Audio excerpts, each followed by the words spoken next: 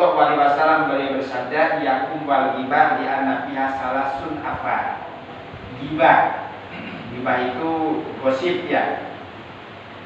Iyakum wal gibah, takutlah kalian semua dengan gibah. Gibah itu adalah hal yang paling mudah, tapi luar biasa ini dosanya. Jadi kita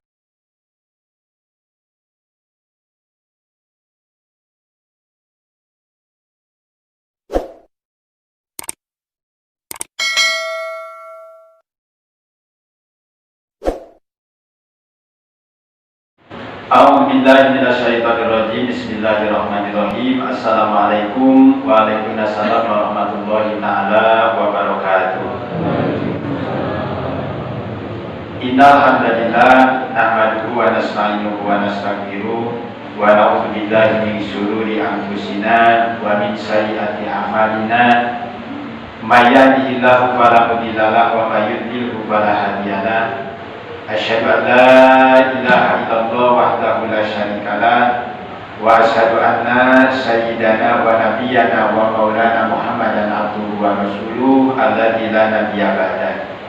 Allahumma rabbi shrah li sadri wa yassir li amri wahlul 'uqdatam min lisani yafqahu qawli, amma ba'du. Sebelum tausiah dimulai, mari kita bersama-sama untuk berdoa. Tolong ikuti ya. Bismillahirrahmanirrahim. Allahumma sholli ala sayyidina Muhammadin wa ala alihi sayyidina Muhammad. Allahumma aslih lana dinana alladhi huwa ismatu amrina wa aslih lana dunyana allati ilaiha ma'asuna wa aslih lana akhiratana allati ilaiha ma'aduna waj'alil hayata ziyadatan lana fi kulli khair waj'alil rohatan lana min kulli syarrin. Ya Allah, perbaikilah agama kami yang menjadi fondasi urusan kami.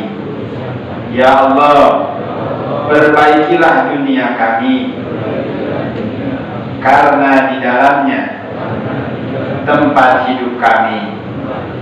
Ya Allah, perbaikilah akhirat kami, karena kesanalah kami semua akan kembali. Allahumma ja'al khairu amali khawatimahu wa khairu ayyami yauma alqaqafi innaka ala kulli syai'in qadir. Ya Allah, jadikanlah amal terakhir kami adalah amal yang terbaik. Ya Allah, jadikanlah hari terakhir kami, hari kematian kami adalah hari yang terbaik. Amin ya Allah ya rabbal alamin. Mudah-mudahan Allah mengabulkan doa kita semuanya.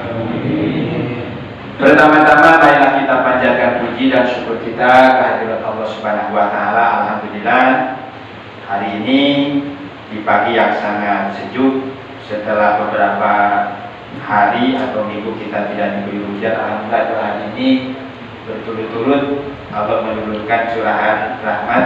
Mudah-mudahan ini menjadi salah satu pertanda dan menjadikan salah satu rahmat yang akan membawakan berkah untuk kita semuanya. Shalawat dan salam tidak lupa semoga kita curahkan kepada Nabi akhir zaman, Habibana wa Nabi Muhammad Rasulullah Shallallahu Alaihi Wasallam. Saya hormati para kesepuhan, tokoh masyarakat, para jamaah, khususnya dari Al-Muqaddim dan Al-Fadilah. Sebenarnya pagi ini yang jadwal untuk misi itu Ustaz Imam, tapi tadi beliau pas selesai maghrib itu nelpon mendadak, ada kegiatan ke Bogor katanya. Jadi saya tidak bisa menelpon lagi yang lain karena waktunya sudah mendesak.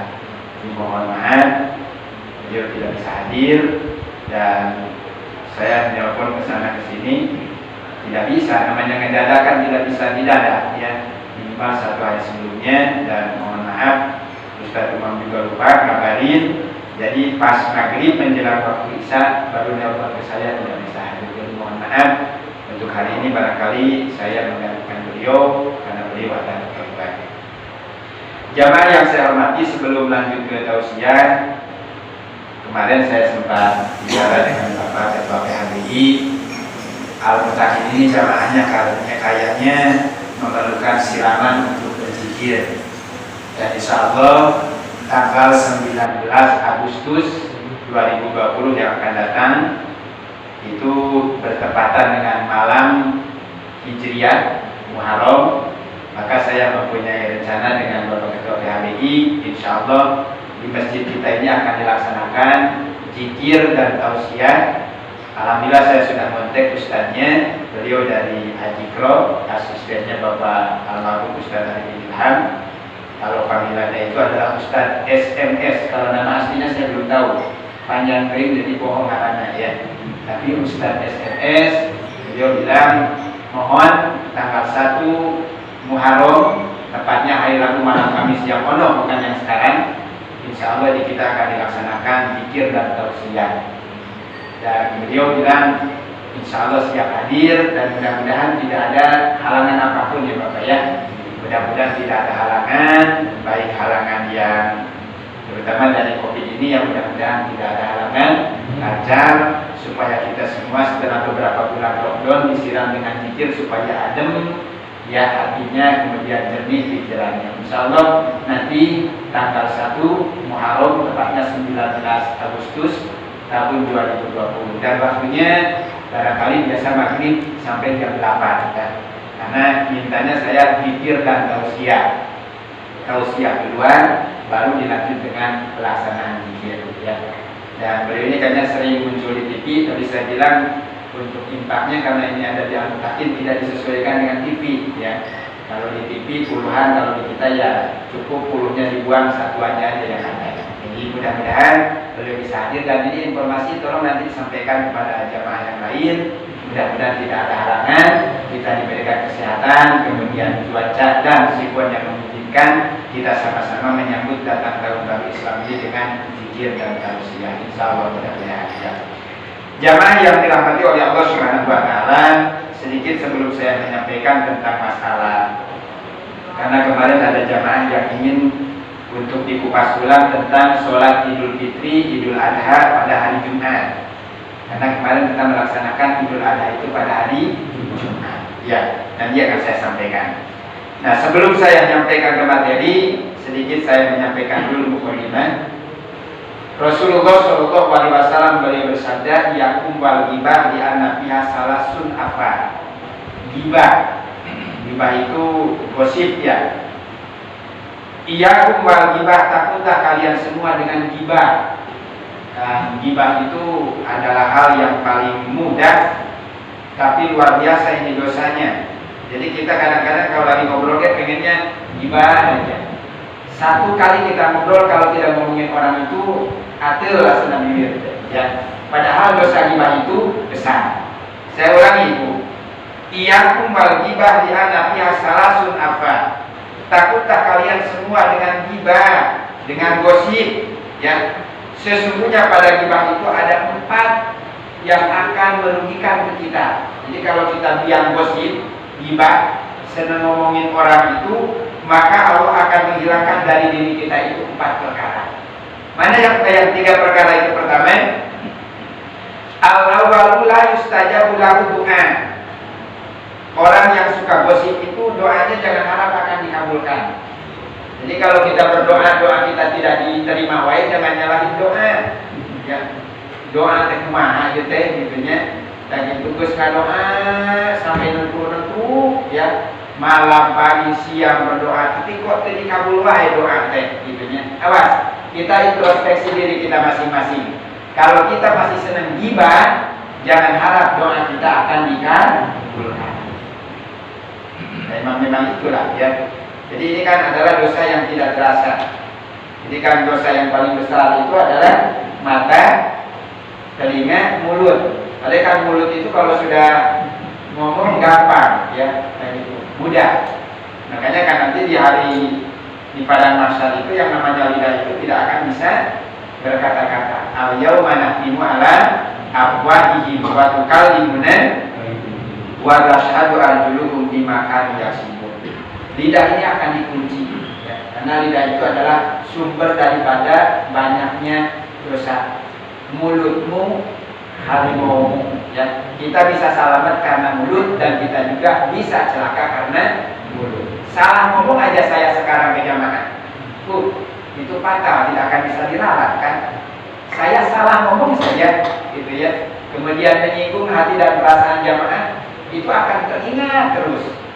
Makanya lidah itu luar biasa, pandai-pandai menjaga lidah. Ulangi lagi, yang pertama, orang yang suka gibah itu doanya tidak akan dikabul. Jadi kalau kita berdoa tidak diijabah juga, jangan nyalahin doa apa yang salah dari diri kita.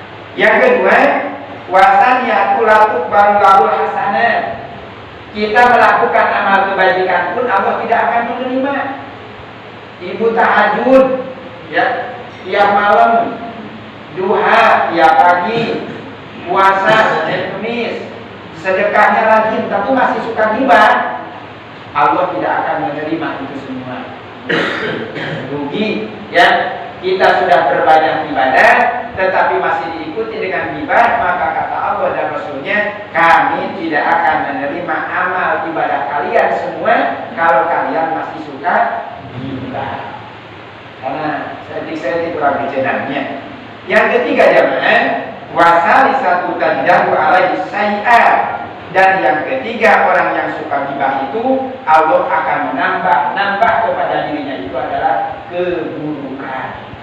Akan disebutkan di akhirat itu nanti orang yang suka gibah itu adalah seolah-olah seperti orang yang suka memakan daging dan darah saudaranya sendiri. Ya ayyuhalladzina amanu jtanibu katsiran minal dhon. Surat Al-Hujurat itu ya. Jauhlah kepada kalian itu dari berprasangka buruk, suudzon, gibah.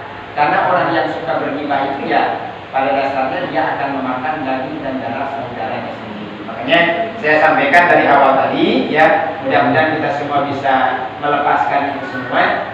Janganlah kita menjadi orang penggibah, karena gibah itu mudah, kecil, tetapi akan mengundang dosa yang besar. Doa kita akan ditolak. Kemudian yang keduanya, apabila kita melakukan amal kebajikan, maka kebajikan kita tidak akan diterima.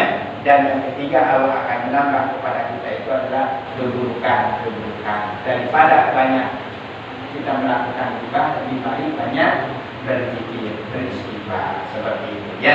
Mudah-mudahan ini adalah mukadimah ya, ibu semua dan bapak bisa untuk mengambil hikmahnya dan kita bisa untuk menjalankannya. 3 bapak ya, tadi salah sebut 3, iyakum wal ghibah li anna biasa rasul. Jadi ada 3, keempat tidak dikabulkan doa, yang kedua Allah tidak akan menerima kebaikan kita, dan yang ketiga Allah akan menambah kejelekan daripada diri kita. Selamat datang Bapak Haji Sunnah. Nah, ibunya sudah sembuh, alhamdulillah. Kita lanjut jemaah. Yang kedua, saya akan menyampaikan tentang masalah melaksanakan sholat Jumat ketika datang Idul Fitri atau Idul Adha. Walaupun memang di kita ini sudah biasa melaksanakan itu semua, tetapi alangkah baiknya dan karena ada pemesanan dari jamaah tolong untuk dikupas kembali ya. Nah, dalam pelaksanaan Idul Adha, Idul Fitri ini pada hari Jumat itu ada 4 pendapat jemaah ya. Yang pertama, ketika kita melaksanakan sholat Idul Fitri atau Idul Adha pada hari Jumat, menurut mazhab Maliki dan Hanafi ini, maka wajib untuk tetap melaksanakan sholat Jumat. Dan ini sudah biasa kita lakukan ya. Jadi ulangi, yang pertama, apabila Idul Adha atau Idul Fitri itu jatuh pada hari Jumat, maka menurut Imam Ibnu Abidin dari Hanafi dan Maliki tetap wajib menjalankan sholat Jumat seperti biasa. Ya. Tapi memang kagok, apalagi kalau Idul Fitri barangkali kita kan hanya bersalaman. Tapi kalau Idul Adha itu disibukkan dengan megang sapi. Makanya ketika kita sholat Jumatnya bau domba, dimakruh. Ya, kayak gitu. Imam dan maju ke hari lain sengit minyak kasturi malah bau meh, gitu ya. Kayak gitu wajar karena habis megang sapi. Tapi kan begitu menurut Imam Hanafi dan Maliki, ketika datang waktu hari Jumat, kemudian kita padinya Idul Adha atau Idul Fitri, maka siangnya harus melaksanakan sholat Jumat. Kenapa? Karena ya di sini dikatakan idan imanan biyaumin wahid fal awal sunnah. Melaksanakan Idul Fitri atau Idul Adha itu hukumnya sunnah, sedangkan melaksanakan sholat Jumat itu hukumnya wajib. Gering kamari bahasa 3 hari, 3 minggu awal corona lockdown, ribut ya, gitu ke sholat Jumat. Padahal anu ngomong teh lain anu sok ahli, nah jarang ke sholat lagi. Tapi begitu sholat Jumat aja mah ribut. Begitu masjidnya dibuka, ribut deh ya lepet kan gitu ya. Nah gitu. Jadi kembali sholat Jumat itu jangankan yang memahami tentang masalah hukum, yang tidak paham tentang hukum pun dia mengetahui bahwa sholat Jumat itu adalah hukumnya wajib. Jadi punten ketika nanti kita ketemu lagi dengan Idul Adha, Idul Fitri pada hari Jumat, karena ini tidak bisa digembor-gemborkan lagi. Silakan melaksanakan sholat Idul Fitri, laksanakan sholat Idul Adha, dan setelah itu langsung melaksanakan sholat Jumat. Mana cenaya kagok dengan darah tidak ada alasan, ya. Dan itu nah itu pakai nyome kan gitu ya. Dan itu karena tetap harus melaksanakan sholat Jumat. Yang kedua ya, tetap wajib melaksanakan sholat Jumat, tetapi ada kecuali. Yang kedua nih, kalau yang pertama Idul Adha, Idul Fitri pada hari Jumat tetap harus melaksanakan sholat Jumat menurut mazhab Hanafi dan Maliki. Yang kedua, wajib melaksanakan sholat Jumat, tetapi ada kecuali. Apa kecualinya di sini? Untuk mereka yang tinggal di luar wilayah pemukiman. Misalnya di Neglasari ada sholat Jumat. Orang tersebut ikut sholat Jumatnya itu, ikut sholat Idul Adha itu bukan asli orang sini. Orang Sentul misalnya, atau Gunung Bener Pancar, terus Gunung Gelis kan jauh ya, dan itu jadi dia dari Gunung Gelisnya sengaja ayam sholat ke Neglasari, ayam ketemu jeung imam Bapak Ali misalnya gitu kan, berangkat ke sini. Nah begitu udah sholat Idul Fitri balik lagi kemana? Ke Gunung Kongkor, ke Gunung Gelis. Nah untuk mereka yang berada di luar wilayah sholat Jumat, boleh pada hari Jumat itu tidak melaksanakan sholat Jumat, cukup dengan Idul Adha-nya atau Idul Fitri. Nah, dan bapak-bapak itu Ustaz tadi gitu mas saya ambil alih dua supaya terima sok keluar di Neglasari. Minta surat minta ke Pak RT. Kayak gitu kan? Jadi kembali lagi, boleh tidak melaksanakan sholat Jumat pada hari raya Idul Fitri, Idul Adha apabila orang tersebut berada di luar wilayah. Tapi tidak bisa yang ada di mana-mana ke selama itu di rumah. Nah, karena buayanya pada kalah luar di gunung kan gitu ya. Gimana kemarin lihat di TV itu buaya sebesar apa itu sampai ada di perkampungan. Nah, gitu. Jadi kembali lagi boleh melaksanakan sholat Jumat atau tidak melaksanakan sholat Jumat pun tidak apa-apa untuk orang yang berada di luar wilayah tersebut. Nah kemudian sholat Jumat itu digantinya dengan apa? Diganti dengan melaksanakan sholat Jumat. Ya, jadi ini masih dari mazhab Hanafi dan Maliki. Jadi kembali lagi, boleh kalau yang pertama tadi tetap melaksanakan sholat Jumat walaupun Idul Fitri dan Idul Adha-nya dilakukan, karena patokan dan dalilnya itu sholat Jumat adalah wajib, sedangkan Idul Fitri, Idul Adha itu adalah sunnah. Ya. Kemudian yang kedua, tetap wajib melaksanakan sholat Jumat kecuali bagi mereka yang tinggal di luar pemukiman. Diganti sholat Jumatnya itu dengan sholat Juhur. Dan punten nih Bapak ya, saya sering menyampaikan kalau sholat Jumat itu kalau bisa harus lebih awal datangnya melebihi imam. Karena kalau khotibnya sudah duduk di masjid, untuk jamaah yang datangnya di belakang khotib, di belakang imam, maka dia tidak akan tercatat oleh malaikat itu. Ya. Tapi kadang-kadang di kita kalau sholat Jumatnya ninggalin imamnya, imamnya baca ayat, kan itu. Padahal kalau imam itu memang harus datangnya belakangan. Kalau misalnya datang duluan, kasihan jamaah yang hadir belakangan itu dia tidak akan tercatat. Jadi kebiasaan-kebiasaannya seperti ini kita hilangkan. Kan katanya malaikat itu berdiri di hadapan pintu, nggak tahu pintu di mana, coba dia dicek ya.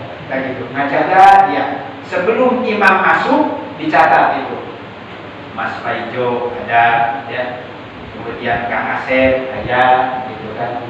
Mas Gun ada, ditulis tuh. Imam masuk berhenti nulisnya. Ya, makanya kan sayang kalau orang yang Jumat itu datang didahului oleh imam. Ya. Di sana Bapak Tony, Bapak Ali, saya kebetulan khotibnya di sini. Saya mah datangnya 5 menit lagi mau waktu zuhur, ya. Bukan berarti barangga, bukan. Justru memberikan kesempatan kepada jamaah yang lain supaya ada tercatat oleh malaikat. Ya, jadi jangan disayangkan. Nah, yang kedua saya sampaikan, ketika sholat Jumat itu mohon dengan hormat untuk mengisi dulu saat yang berada di. Kadang kamu disuruh maju ke sini, mari kita jadi khotib, ya. Dan itu sudah ada. Punten. Jadi lebih utama ketika kita masuk masjid, mau itu sholat fardu, apalagi sholat Jumat, isi dulu saf-saf yang berada di depan. Paling depan kita duduk, paling gampang dan mudah untuk dikabulkan doanya itu. Ya. Ulah datang paling belakang, balik paling awal. Itu. Ya, jangan, tidak boleh begitu, harus lebih awal masuk. Lagian ketika kita duduk di masjid paling duluan itu, nanti ketika sudah terjadi sholat, tidak akan ada saling langkah melangkahi antara jamaah yang datangnya belakangan. Makanya dirapikan dulu, ya. Kemudian etikanya ketika sholat Jumat itu tidak boleh berkata-kata, ya, jangan ngobrol. Kalau sudah ada Bilal bilang, Faidah soidal khotib ala minbar fakot lagau. Kalau khotib sudah berdiri di atas mimbar, diam, tidak boleh berkata. Jangankan berkata-kata, isyarat saja tidak boleh. Anak berlupatan, temenan, kena antar. Dari kabur, ya. Kecuali kalau khotib belum naik ke mimbar. Ya, makanya kan kalau khutbah Jumat itu kan disebutnya khotib. Ada dakwah, ada tabligh, ada khutbah. Kalau dakwah dan tabligh itu interaksi. Saya dakwah nih, lagi tabligh. Ibu boleh nanya, saya boleh nanya. Tapi kalau lagi khutbah, tidak boleh nanya, tidak boleh ditanya. Ya, jadi satu amur saja. Arek ngerti, rek ngerti, dengan gue. Kalau lagi khutbah, karena khutbah itu tidak ada tanya jawab, tidak ada interaksi antara jamaah dengan yang bicara. Tapi kalau tabligh dan dakwah boleh untuk interaksi. Ya. Jadi kalau misalnya khotib, kan memang ya seperti itu. Walaupun singkat, tetapi syarat dan rukun khotib itu harus dibawa. Tapi kalau tabligh dan dakwah tidak ada syarat rukunnya, ya boleh. Orang kalau misalnya sudah bicara rekaman nawaiget naon-naon, dan kalau khotib itu hanya diperlakukan untuk kaum laki-laki saja. Mama Dede diundang kan Ikhlasari suruh khotib temenan. Ya. Walaupun dia pinter masuk TV-nya sering, tapi kalau khotib mah temenan.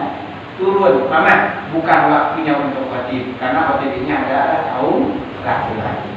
Makanya gitu kumpul paling kalau perempuan itu sehebat apapun ilmu yang dimiliki, tetap yang jadi imamnya itu adalah kaum laki-laki. Oke, ulangi lagi ya. Jadi yang kedua, kalau ada Idul Adha, Idul Fitri pada hari Jumat, maka tetap wajib melaksanakan Jumat, kecuali orang yang hidup atau berada di luar wilayah tersebut. Boleh sholat Jumat itu diganti dengan sholat Jumat. Yang ketiga, Jumat, kewajiban sholat Jumat itu gugur, sehingga jika sudah sholat Id, seseorang boleh memilih salah satu di antara Jumat atau Duhur. Nah, ini mazhab Hambali yang ketiga.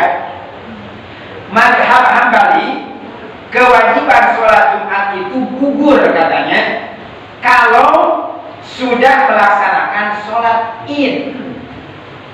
Jadi tidak ada sholat Jumat, ya. Bahkan boleh memilih salah satu di antara dua, mau Jumat atau mau melaksanakan sholat zuhur. Imam siapa tadi? Hambali, ya.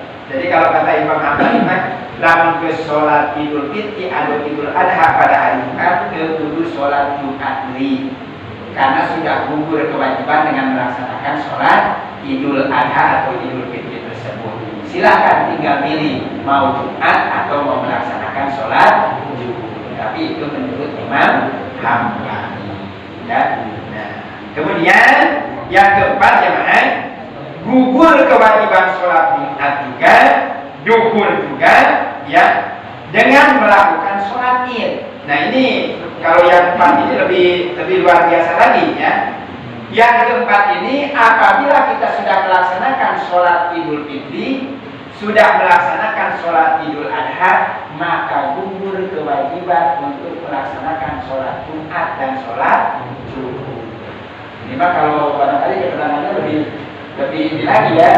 Kalau kita masa terbentang kan itu, ya, kayak gitu. Makanya ini kan namanya pendapat, ya. Dari pendapat imam-imam tersebut itu dikemukakan yang keempat, boleh tidak sholat zuhur, boleh tidak sholat Jumat kalau sudah sholat Idul Fitri atau Idul Adha. Tetapi kita biasanya, ya, antara yang nomor 4 tidak cocok, 3 tidak cocok, 2 tidak cocok, yang kita ambil itu adalah nomor 1. Tetap melaksanakan sholat Jumat walaupun Idul Fitri dan Idul Adha sudah kita laksanakan. Dalilnya karena Jumat itu hukumnya wajib, sedangkan Idul Fitri, Idul Adha itu hukumnya sunnah, ya.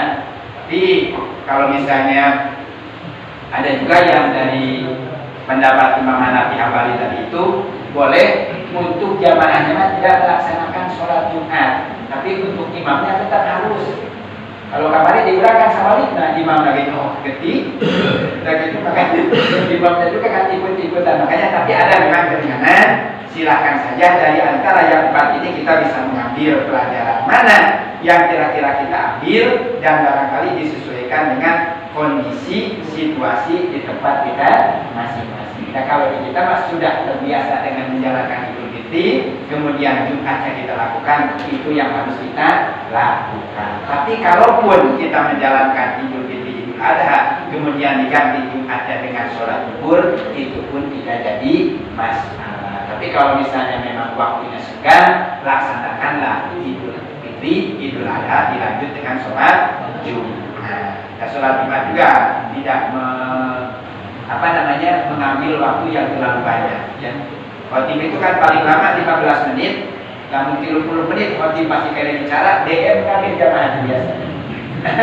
Begitu, ya, begitu. Karena kalau DM seperti itu adalah tanda bahwa khotib tidak boleh lama. Dengan saya bilang ketika ada khotib bicara di depan, kemudian melihat jamaah itu sampai nangis, khotib KGR tuh masuk kayak khotib saya, sehingga jamaah itu sampai nangis. Begitu selesai khotib bisa melihat, Pak, kenapa Bapak nangis? Terharu bukan dengan khotib saya? Bukan, Pak, saya bukan terharu dengan nasihat Bapak, tapi saya terharu dengan lihat jenggot Bapak. Karena lihat jenggot Bapak itu saya teringat dengan kambing yang kemarin saya potong. Makanya saya nangis, kan begitu, ya. Jadi jangan GR duluan. Dan ketika kita khotib lihat jamaah nangis, siapa tahu dia nangis itu karena ada masalah, ya. Atau misalnya ingat dengan kambingnya yang dipotong, jangan GR dulu, ya. Ketika ada orang konangan, ya, begitu diambil, diundang, begitu mau pulang, ketarik bajunya, ya. Dia bilang, jangan, nggak usah, ya, sambil kita dilihat. Dikira yang punya rumah mau kasih amplop, jangan, ya. Begitu dilihat, ngaib bajunya karena pagar. Jadi jangan dia dulu, Bapak, ya. Dan itu kalau misalnya kita diundang, kemudian kita ada yang narik, jangan dulu bilang jangan, tapi lihat dulu orang atau pagar yang narik itu, ya. Kalau misalnya orang kita bilang jangan, tapi kalau pagar ya selamatkan. Kadang-kadang kegeeran itu suka ada, ya, di kita itu. Oke. Cuma supaya tertuduh lah, ya. Jadi saya kembali lagi dari yang 4 pendapat ini, silakan diambil semuanya ya. Kemudian kita saring kira-kira mana yang mau kita lakukan, tapi yang paling praktis dan ekonomis itu kita sesuaikan dengan situasi dan kondisi yang berada di wilayah kita masing-masing. Saya sering menyampaikan, orang semakin tinggi ilmunya, dia tidak akan mudah untuk menyalahkan orang lain. Kan begitu Bapak ya, Bapak Ibu, orang semakin ilmunya tinggi, dia tidak akan gampang dan mudah untuk menyalahkan orang lain. Dan ketika orang itu suka menyalahkan orang lain, kadang ilmu yang dimilikannya itu segitu-gitunya. Ketika melihat orang lain kok melakukan yang beda dengan kita, yang kita sampaikan kepada diri kita, barangkali kita belum sampai ilmunya kepada pelajaran tersebut. Ya, jadi khilafiyah itu pasti ada beda. Dan perbedaan ini jangan dijadikan kita untuk perpecahan, tetapi justru perbedaan ini dijadikan untuk lebih meningkatkan keanekaragaman dalam ibadah kita. Jadi itu saja yang bisa saya sampaikan. Sekali lagi, mudah-mudahan dari setiap momen, terutama Idul Fitri, Idul Adha yang sering kita dengar dan kenanya pada hari Jumat, boleh kita melaksanakan sholat zuhur atau sholat Jumat sesuai dengan pendapat para imam yang kita dengar. Mudah-mudahan ada guna dan manfaatnya, dan sekali lagi kita berdoa kepada Allah Subhanahu Wa Taala mudah-mudahan wabah ini segera pulih. Dan kemarin juga saya di Sukadame, Ibu Rumah Sakit Islam, karena kan SMA 2 ada di daerah sana. Jadi dari mulai besok itu sampai tanggal 16 saya juga tidak usah ke sekolah dulu karena memang zonanya zona sudah mulai merah lagi karena ada yang kena COVID. Tapi nggak tahu di daerah mana gitu ya. Tapi katanya Sukadame ya. Jadi kita berdoa saja lah mudah-mudahan segera diangkat penyakit ini, karena kita sudah hampir 5 bulan ya berdiam diri di rumah. Itu bukan berdiam diri, barangkali sekarang ada di Cici nih guys. Iya, sudah tidak ngewaro ya Bapak ya. Nah, gitu. Kita berdoa mudah-mudahan segera pulih supaya kita tidak terlalu banyak ketakutan ya, dan kita berharap dan sekali lagi kita memohon mudah-mudahan doa dari semuanya untuk tanggal 19 nanti tidak ada halangan sesuatu apapun sehingga kita bisa menjalankan penyambutan tahun baru Islam ini dengan bersama-sama berdoa. Ya, mudah-mudahan ada manfaatnya. Kita tutup dengan membacakan doa kifaratul majlis. Subhanakallahumma wa bihamdika asyhadu an la ilaha illa anta astaghfiruka wa atubu ilaik. Mohon maaf, akhirul kalam. Assalamualaikum warahmatullahi wabarakatuh.